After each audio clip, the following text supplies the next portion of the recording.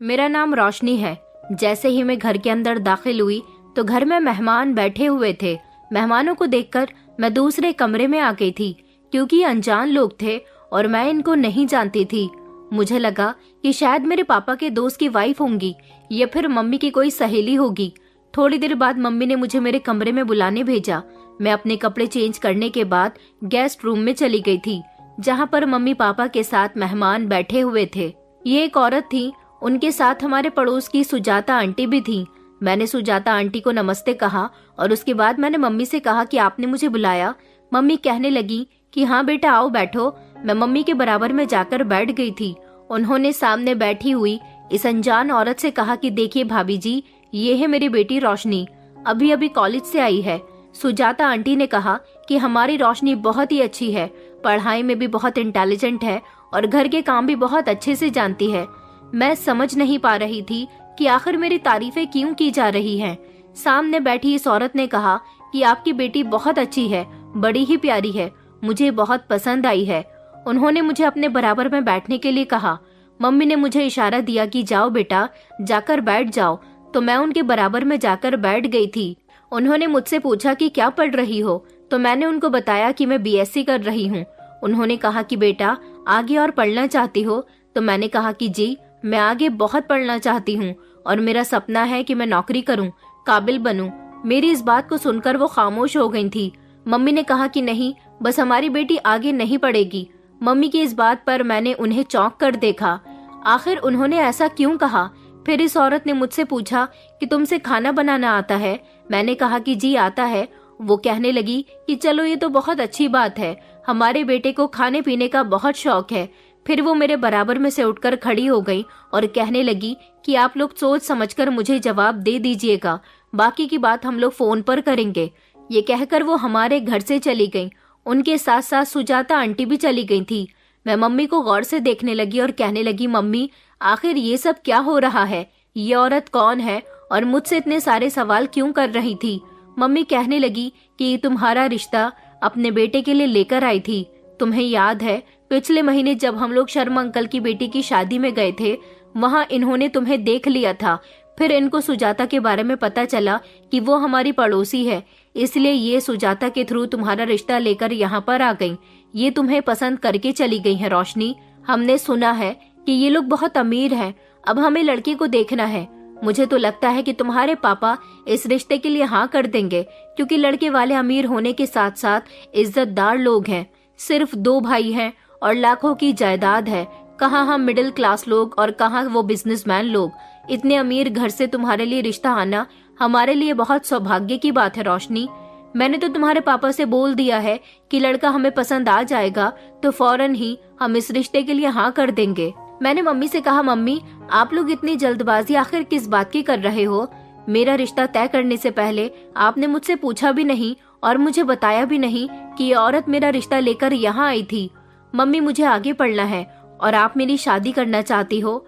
Mummy कहने लगी, बेटा तुम कितनी ही पढ़ाई कर लो, एक न एक दिन तो तुम्हारी शादी जरूर होगी और ये तो बहुत अच्छे और अमीर लोग हैं, शादी के बाद भी तुम्हारी पढ़ाई जारी रखेंगे। मैं बिल्कुल खामोश हो गई थी, क्योंकि मुझे ये सब कुछ बिल्कुल भी अच्छा नहीं लग रहा था। अचानक से इतना बड़ा फैसला मेरे लिए कर लेना, ये सब कुछ मुझे बहुत अजीब लग रहा था। अगले दिन मेरे पेरेंट्स मेरी इजाजत के बिना ही लड़के को देखने के लिए चले गए थे और रिश्ता भी पक्का करके आ गए थे, क्योंकि लड़का बहुत अच्छा था, अच्छी फैमिली का था, अच्छा कमाता था, उसका अच्छा सा घर था। कहाँ हम लोग और कहाँ वो लोग। मेरे पेरेंट्स की खुशी के तो ठिकाने नहीं थे। मैं उदास थी। उन्होंने मेरी पढ़ाई पूरी होने का भी इंतजार नहीं किया था और इतनी जल्दी मेरा रिश्ता तय कर दिया था और जल्दी ही वो मेरी शादी भी करने वाले थे। मेरी उदासी मेरे पेरेंट्स से सही नहीं गई, इसलिए वो मुझसे बात करने के लिए आए। उन्होंने कहा कि बेटा तुम इस रिश्ते के लिए खुश नहीं हो क्या? मैंने अपने पापा की तरफ देखते हुए कहा कि पापा मैं इस रिश्ते से खुश कैसे हो सकती हूँ? आप लोगों ने इतनी जल्दबाजी में ये सब कुछ कर दिया है, मेरी तो कुछ समझ ही नहीं आ रहा। मम्मी ने कहा कि बेटा तुम परेशान मत हो। अपने पेरेंट्स की बात मानने वाले और उनके फैसले पर सर झुकाने वाले बच्चे हमेशा ही अच्छे बच्चे कहलाते हैं। मेरे मम्मी पापा मुझे बच्चों की तरह समझा रहे थे। पापा कहने लगे, बेटा तुम बहुत अच्छी हो, सारी जिंदगी हमने तुम्हारी बात मानी, तुम्हारी ख्वाहिशों को पूरा किया, तो क्या तुम अब हमारी इस ख्वाहिश को पूरा नहीं कर सकती? ये रिश्ता बहुत अच्छा है, तुम वहाँ पर बहुत खुश रहोगी। देखो बेटा, शादी के बाद भी पढ़ लेना, शादी के बाद भी तुम कामयाब हो जाना, शादी के बाद भी बहुत कुछ हो सकता है। ये लोग मुझे मोहब्बत से समझा रहे थे। मैंने कहा मम्मी पापा, लेकिन मुझे कुछ भी नहीं पता। मम्मी कहने लगी कि बेटा तुम घबराओ मत, तुम बहुत मासूम हो, वहाँ तुम्हें बहुत प्यार मिलेगा। अब इन लोगों ने मुझे इतने प्यार से समझाया था तो फिर मुझे इस रिश्ते के लिए हाँ करनी ही पड़ गई थी। लेकिन मैं इन दोनों की बात सुनकर परेशान हो गई थी। मैं अभी शादी नहीं करना चाहती थी, लेकिन अपने मम्मी पापा की जिद की खातिर मैंने उनकी बात मानी थी। अगले दिन जब मैं कॉलेज आई तो मैंने इस बारे में अपने फ्रेंड्स को बताया कि मेरा रिश्ता तय कर दिया गया है और मेरी शादी 2 महीने बाद है। मैं बिल्कुल भी इस शादी के लिए तैयार नहीं हूँ। पता नहीं वो कौन है जिसके साथ मेरी शादी होने जा रही है, बिहेवियर का कैसा है। मेरे घर वाले तो उसकी बहुत तारीफ करते हैं और इस रिश्ते से बहुत खुश हैं। मैं उदासी से अपनी सहेलियों को ये सब कुछ बता रही थी। मेरी फ्रेंड्स ने कहा, लेकिन हम तो बहुत खुश हैं, तुम्हारी शादी होने जा रही है, ऊपर वाला तुम्हें हमेशा खुश रखे। मैंने कहा, तुम लोग मेरी शादी में आओगी ना? तो मेरी सहेलियां कहने लगी कि हाँ हाँ क्यों नहीं आएंगे, आखिरकार तुम्हारी शादी बड़े अमीर लड़के के साथ जो होने जा रही है, हम भी तो देखेंगे कि आखिर तुम्हारा पति कैसा है। मैंने तो अभी तक मेरे होने वाले पति अरविंद की फोटो तक नहीं देखी थी। अगर मेरे पास फोटो होती तो मैं तुम लोगों को फोटो जरूर दिखाती। मेरी सहेलियां कहने लगी कि अरे नहीं नहीं, फोटो दिखाने की क्या जरूरत है, अब तुम्हारी शादी होने वाली है तो तुम्हारी शादी पर ही उनको देख लेंगे। मैं जब घर आई तो मम्मी ने मुझे अरविंद जी की फोटो दिखाई। वो तो सच में बहुत हैंडसम थे, इतने हैंडसम कि मैंने कभी सोचा भी नहीं था मेरी शादी इतनी सुंदर इंसान से होगी। उन्हें देखते ही मेरा दिल जोर जोर से धड़कने लगा था, चेहरा बिल्कुल लाल हो गया था और अब मैंने उनके बारे में सोचना शुरू कर दिया था। यहाँ तक कि अरविंद के नाम से भी मेरा दिल जोर जोर से धड़कने लग जाता था। और फिर फाइनली मेरी शादी का दिन भी आ गया था। मेरी शादी दोनों ही परिवारों की तरफ से बड़ी धूमधाम के साथ की गई थी। मुझे अपने घर वालों से बिछड़ने का दुख था, होता भी क्यों नहीं, मैं उनकी इकलौती बेटी थी, उन्होंने मुझे लाड प्यार से पाला था। मैं अपनी इस शादी से जहाँ पहले खुश नहीं थी, लेकिन अब अरविंद को देखने के बाद बहुत खुश थी। शादी वाले दिन वो बहुत ही अच्छे लग रहे थे। मैं उनसे अकेले में मिलने के लिए बेचैन हो रही थी। जब मैं दुल्हन बनी कमरे में बैठी हुई थी और बेचैनी से उनका इंतजार कर रही थी, मेरे दिल में कुछ कुछ हो रहा था। लेकिन जैसे ही वो कमरे के अंदर आए तो उनके बर्ताव ने मेरे होश उड़ा दिए थे। उन्होंने कमरे के अंदर आते ही कहा, यहाँ बिस्तर से हटो, यहाँ मुझे सोना है, बहुत तेज नींद आ रही है, तुम जाकर सोफे पर सो जाओ। मुझे उनकी ये हरकत बिल्कुल भी पसंद नहीं आई थी। मैं कब से उनका इंतजार कर रही थी और वो मेरे साथ ऐसा बर्ताव कर रहे थे। जब मैं बेड से नहीं हटी तो उन्होंने अपने दोनों हाथ कमर पर रखे और मुझे घूर कर देखने लगे। कहने लगे कि मैं नहीं चाहता कि तुम्हें किसी तरह की कोई परेशानी दूं, लेकिन अगर तुम खुद मेरे करीब आना चाहती हो तो आ सकती हो। उनके इन शब्दों ने अचानक मुझे हैरान कर दिया था। उन्होंने कहा कि मेरा लंबा चौड़ा शरीर तुम्हारे इस मासूम शरीर को कैसे बर्दाश्त कर सकेगा। मैं अभी शादी नहीं करना चाहता था, लेकिन मेरी मम्मी को मेरी शादी करवाने का बहुत शौक था। ये शौक उनको ऐसे ही नहीं है, बल्कि वो अपने पोते पोतियां गोद में खिलाना चाहती हैं। मैं तुम्हें दिल से कभी भी एक्सेप्ट नहीं करूंगा, क्योंकि मैं शादी करने के बाद जिम्मेदारियों में नहीं बंधना चाहता था। और हाँ, ध्यान से सुन लो कि मुझे तुम में कोई इंटरेस्ट नहीं है, इसलिए तुम अपना लहंगा समेटकर एक तरफ बैठ सकती हो। तुम्हें मेरे लिए सब कुछ करने की कोई जरूरत नहीं है। मेरी मम्मी ने जिस मकसद के लिए मेरी तुमसे शादी करवाई है, मैं सिर्फ उस मकसद को पूरा करना चाहता हूँ। वैसे तो मैं तुम्हारे करीब नहीं आना चाहता था, लेकिन तुम्हारे चेहरे पर छाई हुई शादी की खुशी बता रही है कि तुम वही चाहती हो जैसा मेरी मम्मी चाहती हैं। तो फिर मैं तुम दोनों की खुशी को एक साथ पूरा कर देता हूँ। मैं अपने पति की ये बातें सुनकर हैरान रह गई थी। वो मेरे करीब आए, उन्होंने मुझसे अपना हक वसूल किया और फिर उसके बाद वो गहरी नींद में करवट बदलकर सो गए थे और मैं बेगानों की तरह उन्हें देखती रह गई थी। मैं बहुत उदास हो गई थी। मुझे नहीं पता था कि मेरे दिल में अपने पति के लिए जितनी मोहब्बत पैदा हो गई है, उस हिसाब से उनके दिल में मेरे लिए मोहब्बत बिल्कुल भी नहीं है। ये सब मेरे साथ क्या हो गया? मैं सारी रात सो नहीं पाई थी। मेरे चेहरे पर बिल्कुल उदासी छाई हुई थी और मेरा पति सुकून की नींद सो रहा था। दिन निकला तो मैं कमरे से बाहर चली गई। मेरा दिल बहुत घबरा रहा था। जब फ्रेश होकर बाहर आई तो सामने ही डाइनिंग टेबल पर मेरी सास नाश्ता लगवा रही थी। मुझे अकेले कमरे से बाहर निकलता हुआ देखकर उनके लबों पर मुस्कुराहट बिखर गई थी। मैंने उनका आशीर्वाद लिया। उन्होंने मुझे गले से लगाया और कहने लगी कि बेटा बहुत प्यारी लग रही हो, और ये अरविंद कहाँ है, उठा नहीं है क्या अभी? तो मैंने नजर झुकाकर उन्हें जवाब दिया कि जी नहीं, अभी वो सो रहे हैं। मेरी सास कहने लगी कि ओहो, ये लड़का भी ना अभी तक सो रहा है। अच्छा बेटा तुम मेरे पास आकर बैठो। ये कहकर उन्होंने मुझे अपने बराबर में बिठा लिया और मेरे साथ बातें करने लगी। मैं उनके साथ बातें कर रही थी, मगर बार बार मेरा ध्यान अपने पति के रात वाले बिहेवियर पर जा रहा था, क्योंकि उनके बिहेवियर ने मेरे दिल को तोड़कर रख दिया था और साथ ही मुझे हैरान भी कर दिया था। मैं अपनी सास की बातों का जवाब नहीं दे पा रही थी। मेरा दिल बहुत ज्यादा उदास और परेशान था। शायद मेरे चेहरे पर छाई हुई उदासी देखकर वो समझ गई थी कि मैं परेशान हूँ। उन्होंने खुद ही मेरी बात का जवाब दिया और कहने लगी कि बेटा अरविंद गुस्से का थोड़ा तेज है, तो अगर वो तुम्हें डांट दे तो तुम उसकी बातों का बिल्कुल भी बुरा मत मानना। अब वो तुम्हारा पति है, धीरे धीरे तुम्हारे साथ एडजस्ट हो जाएगा, प्लीज तुम माइंड मत करना। मेरी सास अपने बेटे की तरफ से मुझे समझाने की कोशिश कर रही थी, लेकिन मैं उनकी बातों पर बिल्कुल भी इंटरेस्ट नहीं ले रही थी। एक लम्हे के लिए तो मुझे उनसे भी नफरत महसूस होने लगी जिन्होंने मुझे अपने सर फिरे बेटे के पल्लू से बांध दिया था। मुझे अपना पति बिल्कुल भी अच्छा नहीं लगा था। भले ही उसकी शक्ल अच्छी थी, लेकिन वो दिल का अच्छा नहीं था। मैंने जो सपने सजाए थे वो सारे के सारे चकनाचूर हो चुके थे। मुझे तो लगा था कि मेरी तरह मेरा पति भी मुझसे मोहब्बत करेगा, मुझे टूट कर चाहेगा, लेकिन उसने टूट कर चाहने के बजाय मुझे ही तोड़ कर रख दिया था।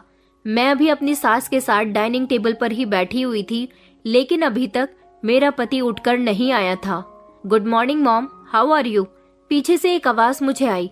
तभी वो इंसान मेरे बराबर में आकर बैठ गया।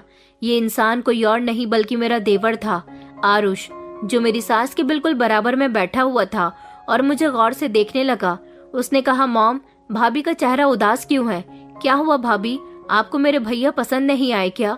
मैंने नजर उठाकर उनकी तरफ देखा और कहा कि नहीं, ऐसी तो कोई भी बात नहीं है, वो मुझे बहुत पसंद है।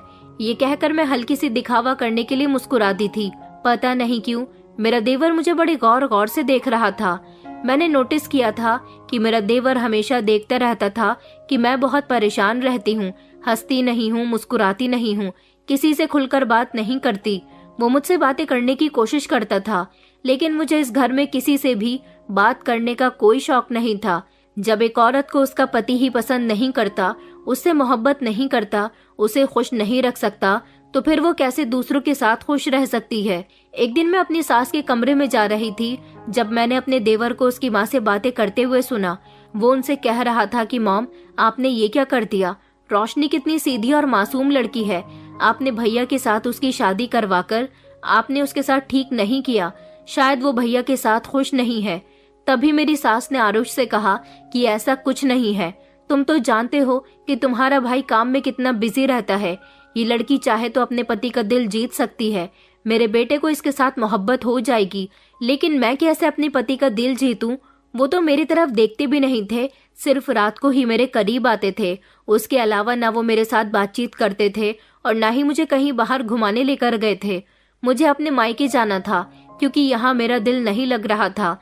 मेरी शादी को पूरा हफ्ता हो गया था और अभी तक मैं खुलकर हंसी भी नहीं थी, मुस्कुराई भी नहीं थी। आखिर कैसे मैं हंस सकती थी? मेरे होठों की हंसी जो मेरे पति ने छीन ली थी, उनका ऐसा बिहेवियर मुझे अंदर तक छलनी कर गया था। मेरी सास तो ज्यादातर अपने कमरे में ही रहती थी, पति ऑफिस में होते थे। मैंने देखा था कि मेरा देवर भी अपने भाई से कम स्मार्ट नहीं था। वो मेरे साथ बातें करने की कोशिश करता था। मेरा इस घर में दिल नहीं लगता था, तो मैंने सोचा कि वो मेरे साथ बातें करता है तो मैं भी उसके साथ बातें कर लेती हूँ। वो बहुत अच्छी बातें करता था, उसकी बातों से मुझे बहुत हंसी आ जाती थी। उस दिन भी मैं अपने मायके जाने के लिए उदास बैठी हुई थी। मैं अपने पति के साथ अपने मायके जाना चाहती थी, लेकिन वो तो सवेरे ही ऑफिस के लिए निकल गए थे। आरुष ने कहा कि भाभी, आप क्यों उदास बैठी हुई हो? मैंने उन्हें बताया कि मैं अपने मायके जाना चाहती हूँ, लेकिन कैसे जाऊँ? आरुष कहने लगा कि भाभी चलिए, मैं आपको आपके घर पर छोड़ देता हूँ। मैं जानता हूँ कि भैया आपको खुश नहीं रखते, भैया का बर्ताव आपके साथ बिल्कुल भी अच्छा नहीं रहता, लेकिन आपको फिक्र करने की कोई जरूरत नहीं है। आपको कभी भी किसी भी काम की जरूरत हो तो आप फौरन मुझे याद कर सकती हो। मुझे आरुष की ये हरकतें बहुत अच्छी लगी थी, कि वो मेरे काम के लिए हमेशा तैयार रहता था। वो मुझे मेरे मायके छोड़ने के लिए चला गया था। मैं सुबह से लेकर शाम तक अपने मायके में रही थी। रात को वो मुझे लेने के लिए भी आ गया था। मेरी सास को ये बात पता थी, लेकिन जब रात को मैं आरुष के साथ अपनी ससुराल वापस आई तो मुझे मेरे पति ने देख लिया था। जैसे ही वो मेरे सामने आए तो उनके चेहरे पर आने वाले एक्सप्रेशन ये साबित कर रहे थे कि मेरे देवर को मेरे बराबर में चलकर आता हुआ देखकर उन्हें बहुत बुरा लग रहा था। आरुष तो फौरन ही अपने कमरे में चला गया था, लेकिन मेरे पति ने फौरन ही मेरा जबड़ा दबोच लिया और कहने लगे कि तुम इसके साथ कहाँ से आ रही हो, घर से बाहर कहाँ गई थी, बताओ मुझे। मैंने कहा छोड़िए, मुझे दर्द हो रहा है, मैं अपनी मम्मी पापा के यहाँ गई थी, आप मुझे नहीं लेकर जाते, इसलिए आरुष मुझे अपने साथ ले गए थे। वो सिर्फ मुझे पिक एंड ड्रॉप करने के लिए गए थे। तो उन्होंने मुझे जोर से धक्का दिया और कहने लगी कि बदतमीज औरत, अगर मैं तुझे लेकर नहीं गया तो तू मेरे भाई के साथ ही चली गई। तुझे शर्म नहीं आती मेरे भाई के साथ जाते हुए? आइंदा मैं ऐसी हरकत तुझे अपने भाई के साथ करते हुए न देख लूं, वरना सोच लेना कि मैं तेरा क्या अंजाम करूंगा। मेरे पति इतनी ज्यादा गुस्से में थे कि मेरे होश उड़ गए। उन्होंने जो कुछ भी मेरे साथ किया उसने मेरे दिल को तोड़ दिया था। मैं फूट फूट कर रो रही थी और रोते हुए अपने कमरे में आ गई थी। अगली सुबह जब हम सब एक साथ नाश्ता कर रहे थे तब मेरी सास ने अरविंद से कहा कि बेटा, तुम बहू को कहीं अपने साथ घुमाने फिराने ले जाओ। जब से तुम लोगों की शादी हुई है तब से तुम लोग कहीं पर नहीं गए हो। मेरे पति ने अपनी माँ के सामने ऐसे रिएक्ट किया जैसे वो मुझसे बहुत मोहब्बत करते हैं। कहने लगे कि जी जी मम्मी, जैसे ही मैं काम से फ्री होता हूँ फौरन ही रोशनी को कहीं न कहीं लेकर जाऊंगा। वो अपनी मम्मी के सामने ऐसे बनते थे जैसे मेरे साथ बहुत खुश रहते हैं। उनके ऑफिस जाने के बाद मेरी सास ने मुझसे कहा कि बेटा, अरविंद तुमसे बहुत प्यार करता है, वो हमेशा तुम्हें खुश रखेगा। लेकिन ये तो मैं ही जानती थी कि वो मम्मी को खुश करने के लिए सिर्फ दिखावा करते थे। मेरी शादी को 1 ही महीना हुआ था। मेरी सास ने कहा कि बस अब जल्द से जल्द तुम मुझे खुशखबरी और सुना दो। मैं अपने पोते पोतियों को अपनी गोद में खिलाना चाहती हूँ। उनको अपनी आंखों से देखकर मुझे सुकून मिल जाएगा। मैं अपनी सास की इस बात पर कुछ नहीं कहती थी, लेकिन अब मैं अपने देवर से खिंची खिंची रहती थी। मैं जानती थी कि मेरे पति को पसंद नहीं कि मैं उसके करीब में भी खड़ी हो जाऊं, तो इसीलिए मैं उससे दूर ही रहती थी। मुझे अरविंद के गुस्से से बहुत डर लगता था। कई दिन इसी तरह से गुजर गए। आरुष मुझसे बात करने की कोशिश करता तो मैं उसे इग्नोर कर देती थी, और जब भी वो मेरे करीब आता मैं कोई ना कोई बहाना बनाकर उसके पास से हट जाती थी। लेकिन वो ये सब कुछ अब नोटिस करने लगा था। इसलिए एक दिन वो मेरे बिना इजाजत मेरे पति की गैर मौजूदगी में मेरे कमरे में आ गया। उस समय मैं खड़ी हुई थी। वो मेरे पास आया और उसने मुझे कंधों से पकड़कर दीवार से लगाते हुए कहने लगा कि आप मुझे इग्नोर क्यों कर रही हो। मैंने कहा, आरुष ये क्या बदतमीजी है, छोड़ो मुझे। उसने कहा कि मैं नहीं छोड़ूंगा। मैं तो आपसे बात करने के लिए, आपका दिल बहलाने के लिए, आपकी मदद करने के लिए आपके करीब आने की कोशिश करता हूँ, और आप हो कि मुझसे बार बार दूर जा रही हो, मुझे इग्नोर कर रही हो। आपको भैया में ऐसा भी क्या दिखता है जो मुझ में नहीं? तुम मुझे पसंद आ गई हो। मैं जानता हूँ कि भैया का बिहेवियर तुम्हारे साथ अच्छा नहीं है। अगर वो तुम्हारे साथ अच्छा नहीं करते तो मैं तुम्हें खुश रखने की कोशिश तो करता हूँ, लेकिन तुम्हें मेरी कदर नहीं है। मैं तो उसकी बातें सुनकर हैरान रह गई थी और घबरा गई थी। मैंने उसके हाथों को अपने कंधों से हटाते हुए कहा, ये तुम क्या कर रहे हो? प्लीज दूर हो जाओ मुझसे, मेरे पास मत आओ, निकल जाओ मेरे कमरे से। मैं उसे दूर करने की कोशिश करने लगी। सॉरी रोशनी, मैं अपने ऐसे बिहेवियर के लिए तुमसे माफी मांगता हूँ, लेकिन मैं क्या करूँ, तुम मुझे इग्नोर कर रही हो। ये सब कुछ मुझे पसंद नहीं आ रहा। मुझे नहीं पता था कि तुम मुझे पसंद आ जाओगी। भैया तुम्हारे साथ सच में बहुत बुरा कर रहे हैं। आरुष की बात सुनकर मेरी आंखों में आंसू आ गए थे। मैं ना जाने क्यों इस बात पर उसके गले से लगकर रोने लगी थी। उसने मेरे कंधे पर तसल्ली भरा हाथ रखा और उसके प्यार भरे शब्द मेरे दिल को छू गए थे, लेकिन फिर भी मैं उसे खुद से दूर कर रही थी। इतने में ही अरविंद कमरे के अंदर आए, जिन्हें देखकर मेरे पैरों तले से जमीन निकल गई।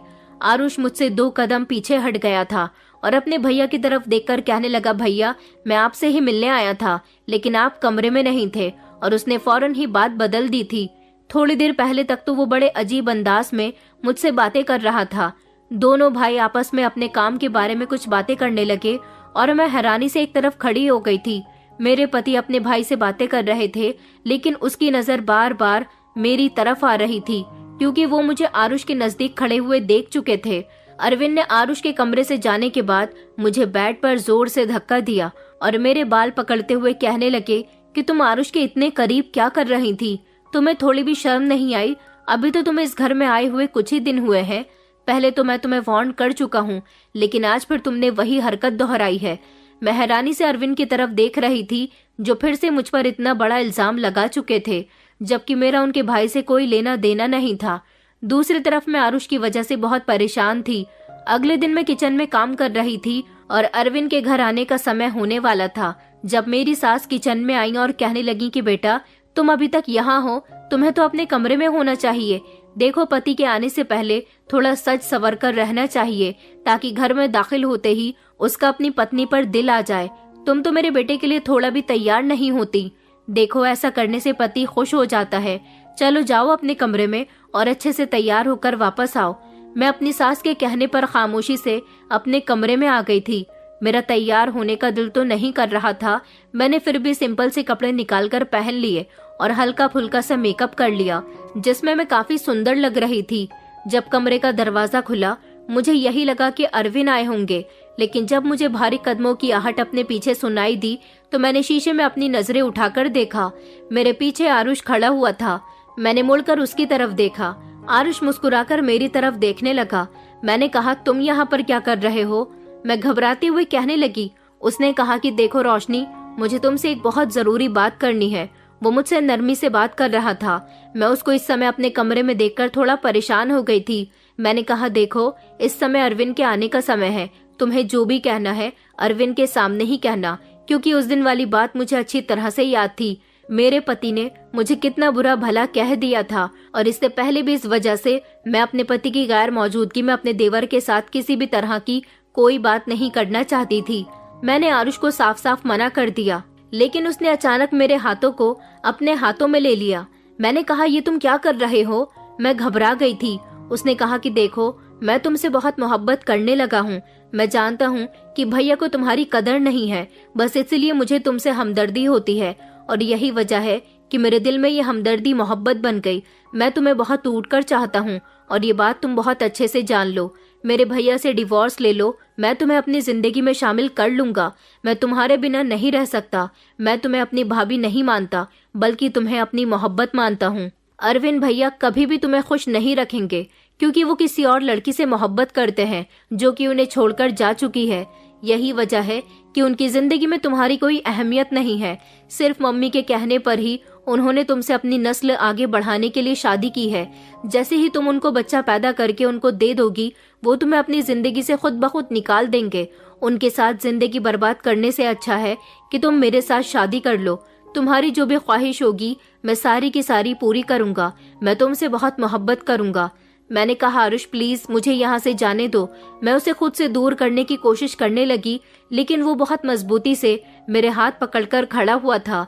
मैं नहीं जानती थी कि क्या ठीक है और क्या गलत है, लेकिन ना जाने क्यों उसकी बातों का असर मुझ पर होने लगा था। आरुष तो अपनी बात पूरी करने के बाद कमरे से बाहर जा चुका था, लेकिन मैं बार बार उसकी बातों के बारे में सोच रही थी। मुझे उसका ख्याल आ रहा था कि कितनी मोहब्बत से वो मेरे साथ बातें कर रहा था, जबकि मेरे पति ने तो अभी तक मुझे मोहब्बत भरी नजर से देखा भी नहीं था। मैं तैयार होकर कमरे से बाहर आ गई थी। मेरी सास मुस्कुराकर कहने लगी कि बहुत सुंदर लग रही हो बेटा। अगर तुम ऐसे ही अच्छा सा तैयार होती रही तो बहुत जल्द मेरा बेटा तुमसे मोहब्बत करने लग जाएगा। मैं दिल ही दिल में कहने लगी कि मुझे अब आपके बेटे की मोहब्बत चाहिए ही नहीं। इतने में मेरे पति मुस्कुराते हुए घर में दाखिल हुए और उन्होंने अपनी माँ का आशीर्वाद लिया। फिर उसके बाद अपनी माँ के बराबर में जाकर बैठ गए। वहाँ पर आरुष भी मौजूद था। उन्होंने अपने भाई से कहा, और आरुष, तुम्हें यहाँ से जाना नहीं है? क्या देख रहा हूँ कि कई दिनों से तुम यहीं पर रह रहे हो। उधर नाना नानी तुम्हारा इंतजार कर रहे होंगे। दरअसल मेरा देवर बचपन से ही अपने ननिहाल में पला बड़ा था, इसलिए वो हमेशा वहीं रहता था। लेकिन इस बार वो अपने बड़े भाई की शादी में शामिल होने के लिए आया हुआ था। जब से उसकी नजर मुझ पर पड़ी थी, तब से ही वो यहीं का होकर रह गया था। उसका यहाँ से जाने का मन नहीं करता था। आरुष ने अपने भाई को जवाब दिया कि भैया चला जाऊंगा, ये भी तो मेरा अपना ही घर है ना। मैं खामोशी से नजर झुकाकर खाना खाने में बिजी थी। आरुष ने अजीब नजरों से एक बार मेरी तरफ देखा और फिर अपने भाई की तरफ देखा। खाना खाने के बाद अरविंद कहने लगे कि रोशनी, मैं कमरे में जा रहा हूँ। मेरे लिए एक कप कॉफी बना देना, मैं बहुत ज्यादा थक गया हूँ। उन्होंने अपने भाई से कहा कि कल मैं भी अपनी पत्नी को लेकर नाना नानी के यहाँ जाऊंगा, तुम वहाँ कॉल करके बता देना। मैं भी अपनी पत्नी को अपने नाना नानी से मिलवाना चाहता हूँ। और इसके बाद वो अपने कमरे में चले गए थे। मुझे खुशी हुई थी कि उन्होंने मुझे मेरी पत्नी कहकर पुकारा था, यही मेरे लिए बहुत था। मैं किचन में जाकर अपने पति के लिए चाय बनाने लगी तो मैंने देखा कि किचन में आरुष खड़ा हुआ था। उसने कहा, तो फिर तुमने क्या सोचा है रोशनी? मैंने मुड़कर उसकी तरफ देखा जो कि अब बिल्कुल मेरे सामने आ चुका था। मैंने उसको कोई भी जवाब नहीं दिया। उसने कहा, प्लीज बताओ ना मुझे, मेरी बात का जवाब दो, तुमने क्या सोचा है? मैंने कहा कि फिलहाल तो तुम खामोश रहो, अभी मेरी शादी को 2 महीने भी नहीं हुए, ऐसे में कोई ऊंच नीच हो गई तो सब मुझ पर ही सवाल उठाएंगे।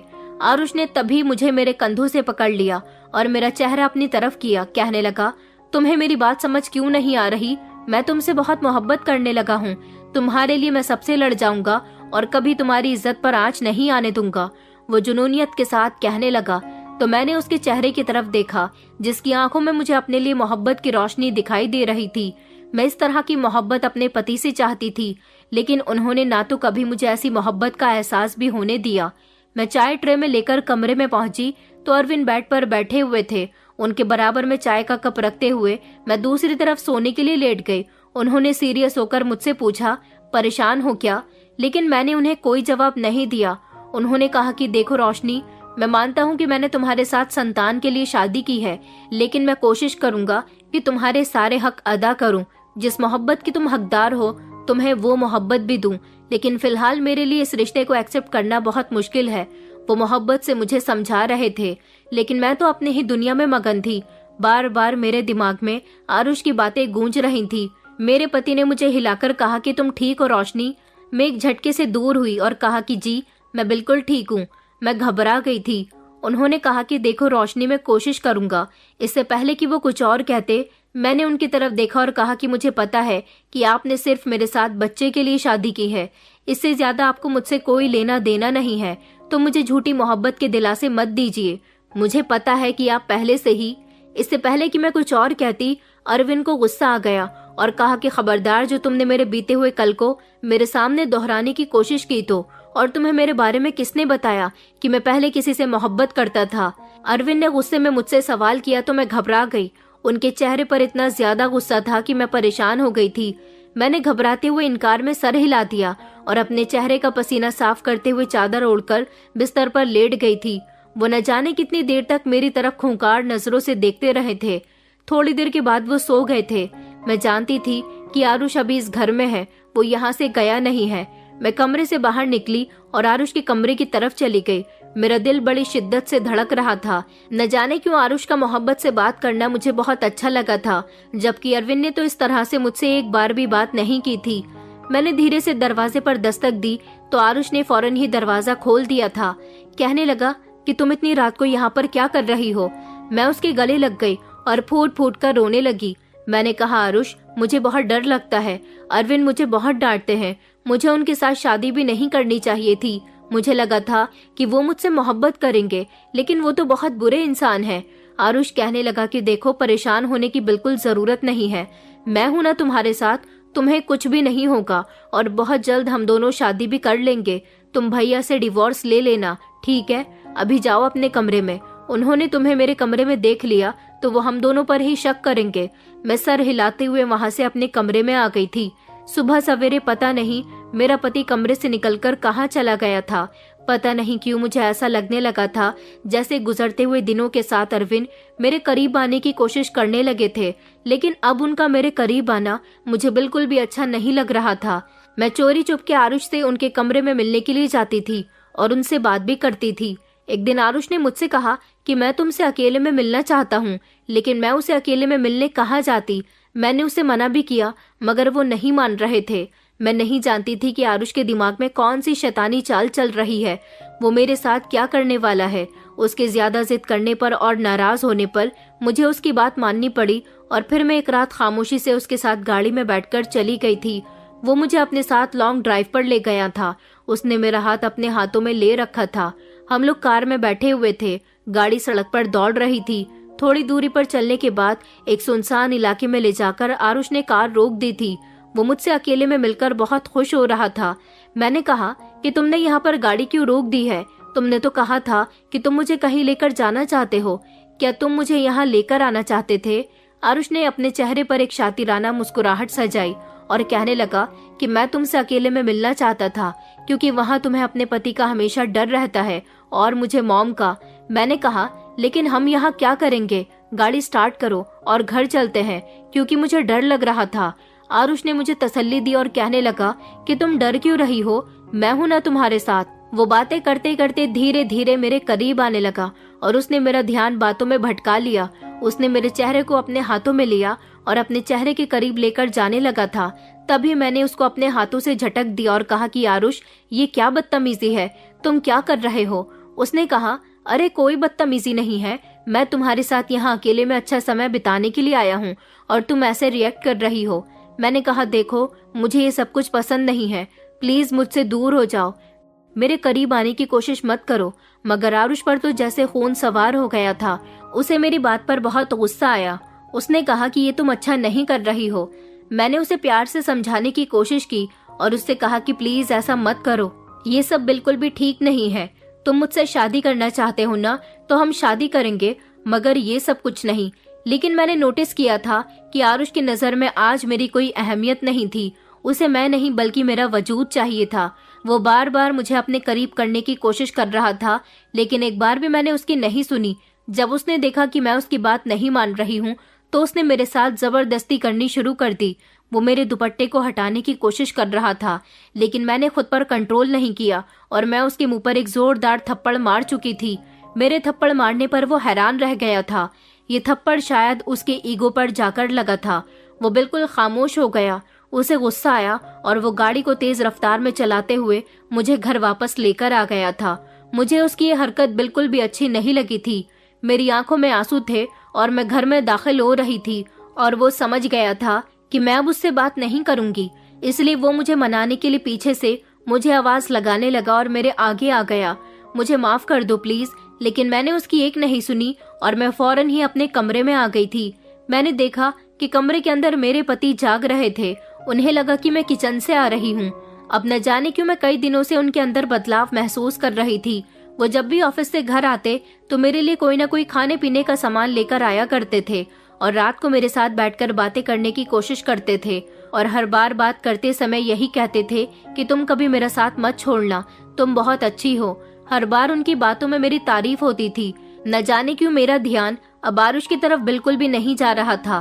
क्या मेरे पति बदलने लगे थे? क्या उन्हें मुझसे मोहब्बत हो गई थी? मैं ये सब समझ नहीं पा रही थी। लेकिन आरुष, उसने जो मेरे साथ किया था, मैं उसकी वजह से बहुत नाराज थी। वो मुझे बार बार परेशान कर रहा था, बार बार मुझे ब्लैकमेल कर रहा था कि अगर तुमने मेरी बात नहीं मानी, मुझे माफ नहीं किया, तो अच्छा नहीं होगा, मैं तुम्हें इस घर से भगा ले जाऊंगा, फिर तुम बदनाम हो जाओगी। मगर मैं अभी भी उसकी बातों को इग्नोर करने की कोशिश कर रही थी। मेरा पति अब मुझ पर मोहब्बत की बारिश करने लगा था। वो मेरी इतनी केयर करने लगा था कि मुझे अब उससे मोहब्बत होने लगी थी। उसकी मोहब्बत देखते हुए मुझे आरुष की मोहब्बत समझ नहीं आ रही थी। लेकिन मैं तो आरुष के साथ भी मोहब्बत की बातें कर चुकी थी। मैं इतनी आवारा तो नहीं थी, लेकिन अब मुझे खुद से घिन आने लगी थी। 2-3 दिन गुजर चुके थे। आरुष बार बार मुझसे कह रहा था कि मुझे तुमसे बात करनी है, लेकिन मैं उसकी कोई बात नहीं सुन रही थी। मैंने उसको बोल दिया था कि मुझे तुमसे कोई बात नहीं करनी। अब आरुष को गुस्सा आ रहा था। दोपहर का समय था। मेरी सास आज घर में मौजूद नहीं थी, जबकि अरविंद तो इस समय ऑफिस में ही होते थे। आरुष मेरे कमरे में दाखिल हुआ। सामने ही मैं खड़ी हुई थी। उसने गुस्से में मेरी बाजू पकड़कर मुझे अपनी तरफ खींच लिया और कहने लगा कि मैं तुमसे मोहब्बत करता हूँ, तुम्हें ये बात समझ में क्यों नहीं आती? मैंने तुमसे कहा है कि भैया से डिवोर्स ले लो, तो तुम अभी तक डिवोर्स क्यों नहीं ले रही हो? मैंने गुस्से में आरुष से खुद को छुड़ाते हुए कहा, क्योंकि मुझे उनसे डिवोर्स नहीं लेनी, मैं उनसे मोहब्बत करने लगी हूँ और मुझे समझ आ गया कि तुम सिर्फ मेरा इस्तेमाल करना चाहते हो। अगर तुम भी मुझसे मोहब्बत करते तो उस दिन गाड़ी में। ये कहकर मैं खामोश हो गई थी। आरुष ने कहा, तुम पागल हो गई हो क्या? किस तरह की बातें कर रही हो? तुम तो मुझसे मोहब्बत करती हो। मैंने उसको पीछे की तरफ धक्का दिया और कहा कि चले जाओ यहाँ से, मैं तुमसे मोहब्बत नहीं करती, मैं अपने पति से डिवोर्स नहीं लूंगी। ये कहकर मैंने उससे दूर होने की कोशिश की, लेकिन आरुष मेरे करीब आ चुका था। उसने कहा कि नहीं, तुम ऐसे कैसे उससे मोहब्बत कर सकती हो, तुम तो सिर्फ मेरी हो। वो गुस्से में बोल रहा था। इतने में ही अचानक जोर से दरवाजा खुला। दरवाजे पर अरविंद खड़े हुए थे, जो खूंखार नजरों से हम दोनों की तरफ देख रहे थे। वो अपने भाई की तरफ गए। इससे पहले वो आरुष से कुछ कहते, उन्होंने उसके मुंह पर घूंसा मार दिया और कहा कि तुम्हें शर्म नहीं आती अपने भाई की पीठ पीछे छुरा घोंपते हुए।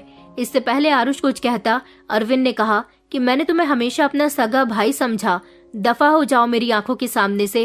ये कहकर आरुष ने उन्हें गुस्से में देखा और कमरे से बाहर निकल गया। मैं फौरन ही अरविंद के कदमों में जाकर रोने लगी।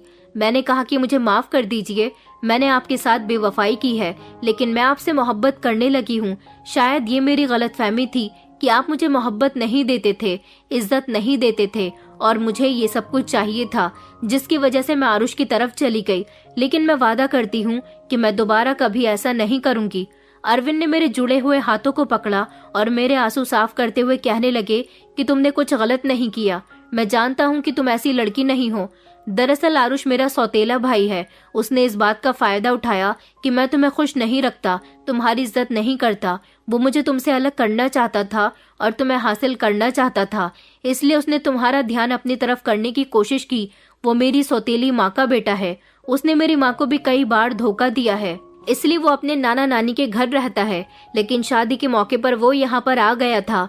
मुझे नहीं पता था कि अब वो दोबारा से कोई चाल चलने वाला है। गलती मेरी ही है। अगर मैं शुरू में तुम्हारे साथ इज्जत और मोहब्बत से पेश आता तो शायद उसे ये सब करने का मौका ही नहीं मिलता। तुम भी मुझे माफ कर दो रोशनी। उन्होंने मुझे अपने गले से लगा लिया और कहने लगे कि रोना बंद करो। उन्होंने मेरे आंसू साफ किए। उन्होंने कहा कि मैं मानता हूँ कि मेरी गलती है, लेकिन आइंदा मुझसे भी कोई गलती नहीं होगी। उस दिन के बाद से उन्होंने अपने सौतेले भाई का इस घर में पूरी तरह से आना जाना बंद करवा दिया, क्योंकि आरुष की नीयत हमेशा इस घर और इस घर के लोगों के लिए खराब रहती थी। वो पहले ही इन लोगों को काफी तकलीफ पहुंचा चुका था। अभी वो मुझे अपनी जिंदगी में शामिल करके मेरे पति को ये दिखाना चाहता था कि तुम्हारी हर चीज पर मेरा कब्जा है। ऊपर वाले ने समय से पहले मेरी आंखें खोल दी थी और कोई बड़ी गलती करने से पहले मुझे बचा लिया था। मेरे पति का बिहेवियर मेरे साथ बिल्कुल ठीक हो गया। अब उनसे मुझे मोहब्बत मिलती है, इज्जत भी मिलती है, और वो मेरा बहुत ख्याल रखते हैं। मैं उनके साथ बहुत खुश हूँ। लेकिन जब भी मुझे अपनी बीती हुई जिंदगी के बारे में याद आता है तो मुझे खुद पर गुस्सा आता है कि मैं बड़ी आसानी से आरुष की बातों में आ गई थी। दोस्तों, उम्मीद करती हूँ आपको हमारी कहानी पसंद आई होगी। कहानी पसंद आई है तो वीडियो को लाइक करें, चैनल पर नए हैं तो चैनल को सब्सक्राइब करें, और हाँ, नोटिफिकेशन बेल को जरूर दबाएं ताकि अगली अपडेट सबसे पहले आपको मिले।